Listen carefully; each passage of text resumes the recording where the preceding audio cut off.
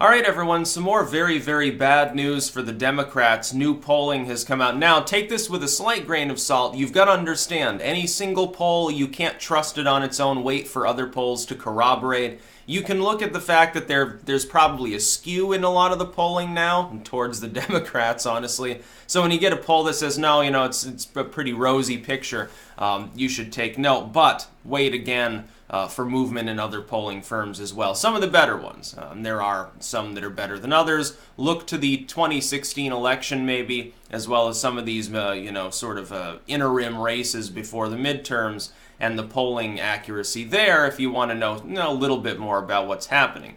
For instance, you go to RCP and you'll see aggregates of polls. You'll notice that some of them appear to differ substantially from reality, so you got to keep that in mind. Trump's approval appears to have actually skyrocketed lately. From a low of about the uppermost 30s, low 40s, like maybe 41% to almost 50%. It's actually, according to this poll, link in the description, even with his disapproval. Now, if the Democrats really want to get slamma-jammed in the midterms, all this has to do is be true. And the thing is, if you look at the congressional ballot, there are two markers on there of great importance, which in my mind make it more likely that that number is pretty close to accurate. It may not be 100%. It could be 45, 49. It could be 50, 48. It could be, there's variance there. In my mind, though, it's probably accurate because these two other markers, all of them would have to be inaccurate polling or missampled or something in order for this not to make sense. The Republicans have a double-digit lead over the Democrats when it comes to jobs and when it comes to the economy. If you look at what's on people's minds in a lot of the competitive Rust Belt areas, it's jobs and the economy. On immigration, things have broken down among such a partisan level that it no longer hurts or helps, I believe, the Republicans or Democrats. It's ultimately on that level about turnout, about how much fervor there is in the crowd to either want to legalize, 10 million people or build a wall and deport people who have committed crimes. I personally think that may slightly favor the Republicans, but I could be totally wrong there. Certainly I'd be wrong in California. But if we look at this polling, it's an inversion of what we had a year ago. A year ago, people were saying, Trump is in the doldrums, basically. He's faltering off. The Republicans are faltering off. The midterms, we're going to have a blue wave. Now, Salon, about a year ago, very early on, they said, no, there's not going to be a blue wave. Don't look forward to that. We need to bide our time. Look to 2020, basically. The Democrats are not going to retake the Senate. They're not going to retake the House. Now, since then, they forgot their own prediction and have said multiple times, it looks like we might have a blue wave after all. The Republicans, look at this generic ballot. And all along, for the last year, I've been saying the Democrats are at a disadvantage going into the midterms. If this poll is correct on at least two of the major markers for the midterm election, the Republicans have a double-digit advantage. They're drawing even on the total congressional ballot. I think they've got a 2-point deficit, which is a lot different from a 10-point deficit they had a month ago. And Trump all of a sudden is now even in his popularity and unpopularity. If that is true, what you've seen, here's what you see. Trump running essentially, it's things boiling down to partisan politics. All of that weaker Trump support is getting back on the Trump train, aka the GOP train. Now, turnout will be lower among them. But the thing is, I've seen no reason to believe that Democrats are going to have systemically higher turnout either. And in a lot of these races, they're in red districts. So it doesn't matter really. In some of these, it doesn't even matter how high the turnout is for the Democrats. They still cannot physically win. They'll do a little bit of campaigning, put up a show, but ultimately it's futile. There are also Republican seats that are in blue areas that have the same tendency. You look at what happens. Chris Christie leaves in New Jersey. Now, he's a Republican who very visibly, worked for Trump for a while. Then Trump said, okay, Chris, that's enough. You're literally blocking my light. You're going to cause another ice age. Get the fuck out of here.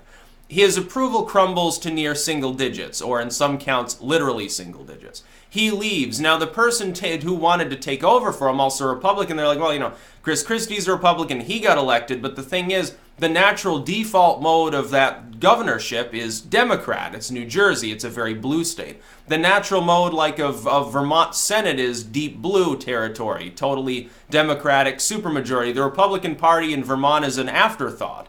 and has been since the Clinton era began. In the Reagan era, it was still red.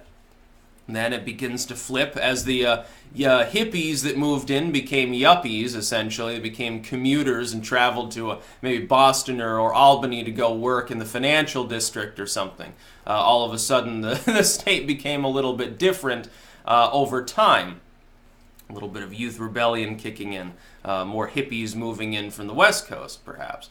But we're looking at these polls, and it looks pretty rosy for the Republicans. This is what I expected to happen. I said, if you think that Trump continuously falls off and just stagnates and he stays there forever, that's probably wrong. The Republicans being 10 points behind, that could move before the midterms.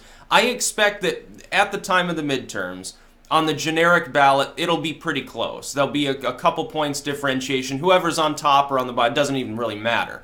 Turnout, I expect, will be pretty much on par with the last election. Everything that I've seen points to a lot of people simply being unwilling, as the last time around perhaps, to admit to people in public or even on a poll that they like Trump.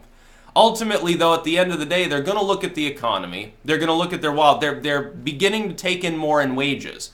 There is a direct correlation in most of their minds with Trump with that. So unless they're a Democratic partisan that's making the extra money, they're like, oh yeah, Trump's not so bad after all. Where's this panic people are talking about? I'm making more money.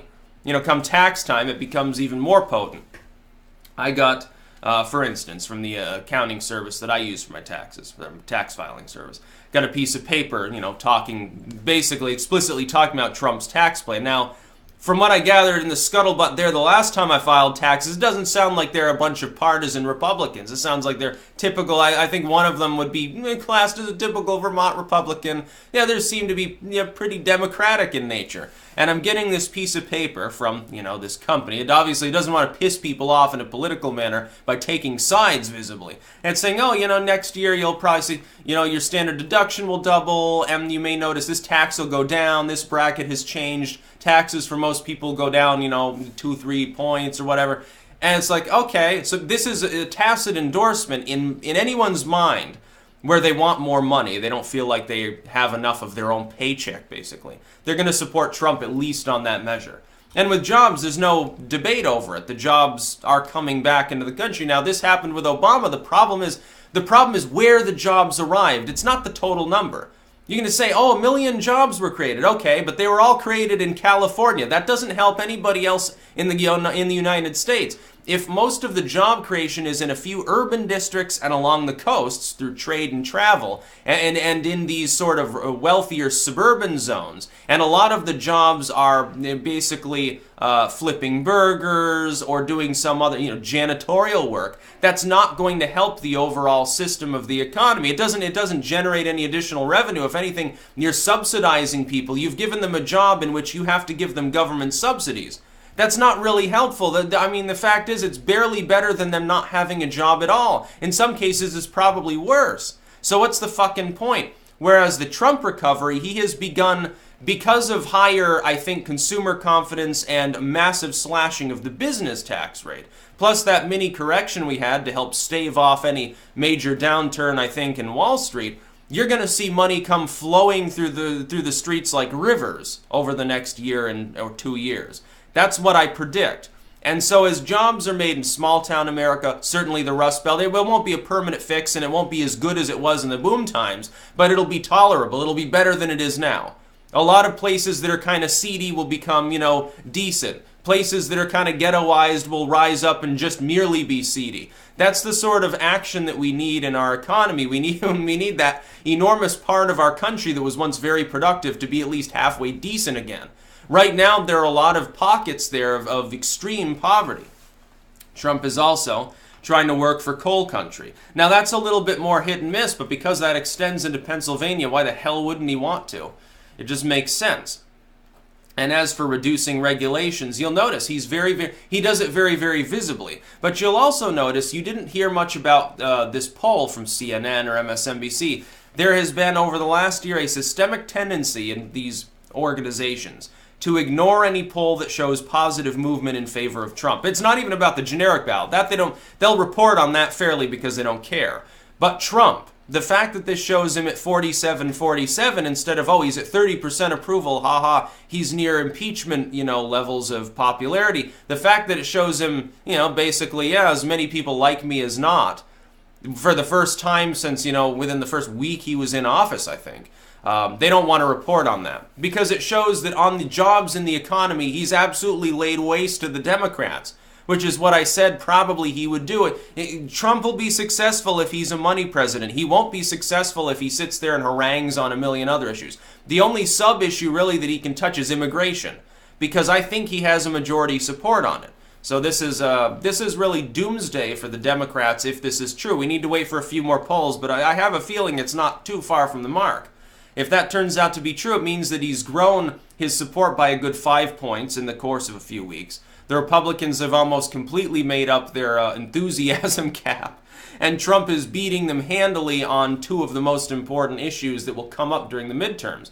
If the Democrats can't campaign on money because fewer people are hurting and need subsidies and welfare, it really defangs them. All they can default to is Trump is evil, he's a racist, he's sexist. We saw how well that worked for Hillary in 2016. She didn't have any other platform. Trump is simply deplorable. His fans are evil people. It didn't work, did it? And it won't work this time around, I predict, either. That's about all. Peace out.